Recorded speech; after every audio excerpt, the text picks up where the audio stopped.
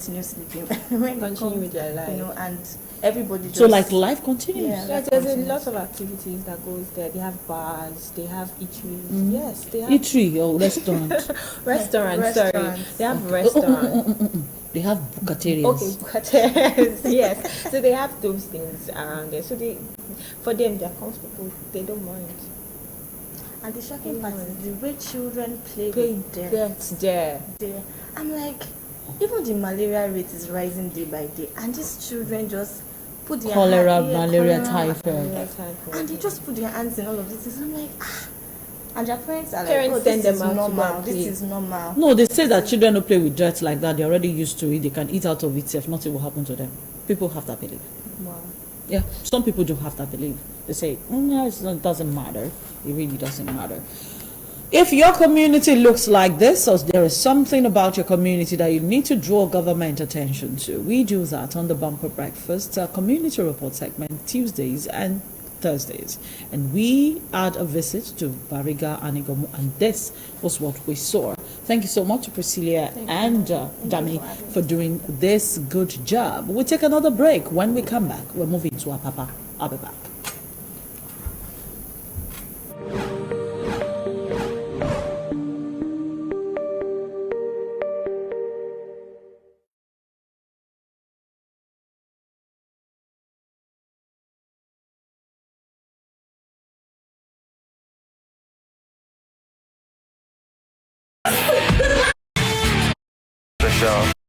Premium NJ Self-Determination October 2021.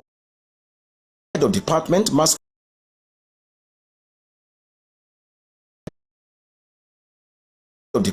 Mass Trinity House Award Night National Challenges. And our focus next.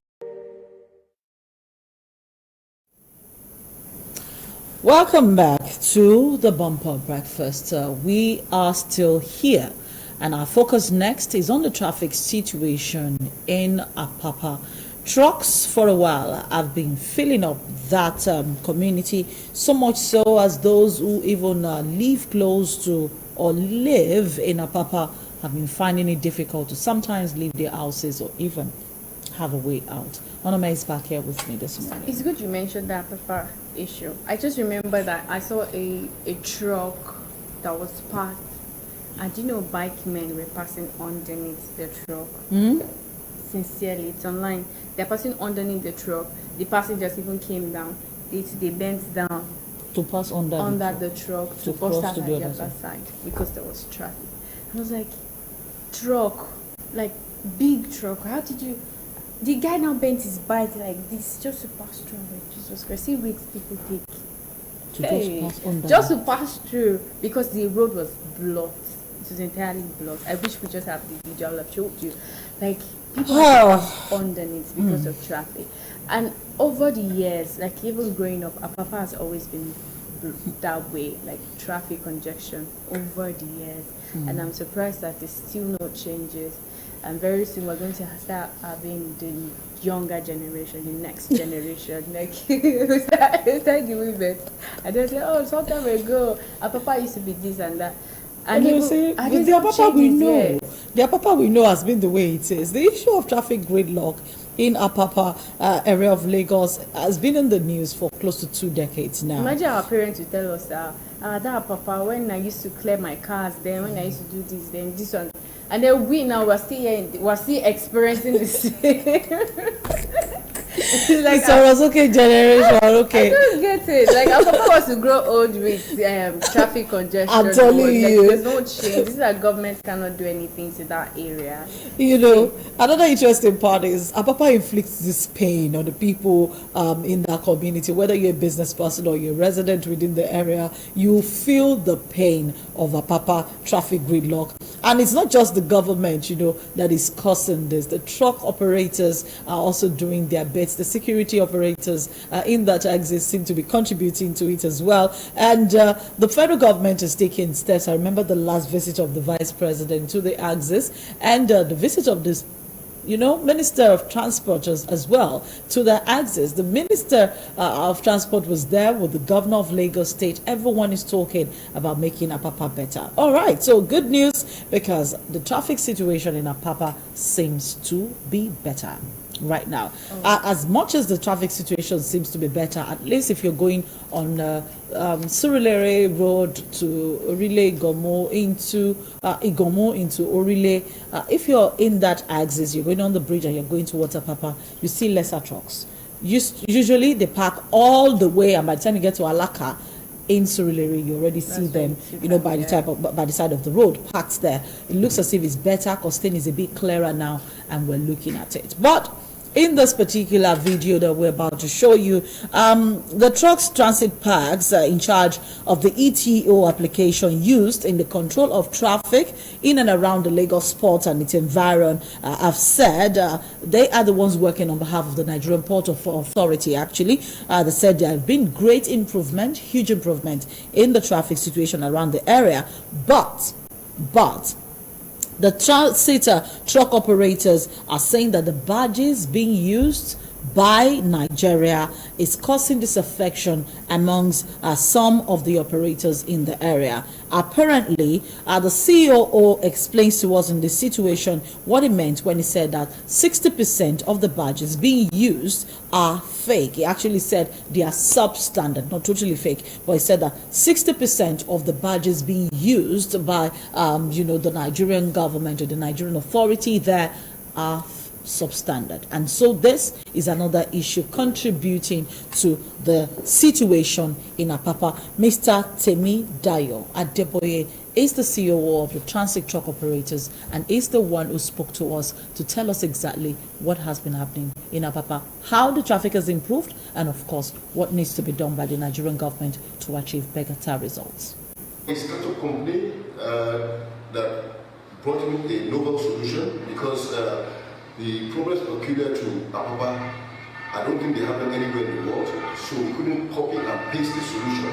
So we had to develop a solution that's peculiar to our environment. An original solution. An original solution peculiar to our environment. And if you can see, as I said, you can see the results. This is free-flowing traffic in Apapa, something that hasn't happened in the last 10 years. All right, sir. What's your relationship with the Bike Operators Association of Nigeria? Okay, so with the Bike Operators Association of Nigeria, we don't have any direct relationship with them. We have a direct relationship with the Nigerian Port Authority. We are the consultants managing their call-up system, the A2R for them. So that monitors every truck that goes in and out of the ports through scheduling and batching. So our link to the Badge Operators Association is that there is a group of their operators that operate what they call the roll-on roll-off badge service. Those are carrying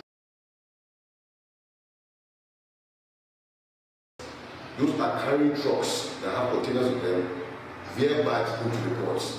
So at their parks, we have access controls there, so we can gate them and monitor them getting on the badge. Then when they land and we have access controls there, so we can pre-gate them, so we can schedule and batch them with the other pre-gates we have, so they can orderly enter the ports. So that's the only relationship we have with the Badge Operators. Yes, Badge Operators. Yes, sir. So finally, sir, could you give further clarification on your assertion as speaker for all the badges and substandard, as this is causing a lot of feeling? Understand why that statement was made in the first place. Now, the key sites of all our ports are loaded with empty and export-laden containers. They are overloaded, in fact. So when ships come in, they find it difficult to even drop their new cargo because there's no space. Now, if you look at the roads, most of the traffic entering the ports, 60% of them are empty containers trying to go back into the ports. So what we're just saying is that, why don't you keep the empty containers in a different place and then you bring them by badge towards the port? Now, MPA has certified badges to do those badge operations. But those badges bring the empty containers to the key sites. There are two problems that causes. It delays vessel berthing and it further congests the key sites they were trying to decongest for us to receive more cargo. So even when the vessel comes in, they have to clear off cargo before the vessel can drop cargo and start loading. So what I was saying is that instead of using those kind of badges, why don't we get world-class standard badges that can go alongside a ship and do a transfer? That's 60%, I'm saying 60% of the badges or even more that we have in Nigeria would never be able to alongside along an international vessel because it does not have the standard mooring and berthing facilities to allow you to do so. The shipping companies have high insurance premiums on their vessels and they will not let any substandard badge come close to them. So I'm saying that MPA should try and invest with badge operators to get standard badges so they can do ship-to-ship transfer. What that does is that it frees space on your quayside for you to receive more imports. And you don't delete vessels from berthing, and you can transfer directly from the vessel, from the badge to inside the vessel. So you don't have to double handle by first dropping it on the quayside, then moving it back into the vessel. That is what I meant by that statement. All right, sir. Thank you so much.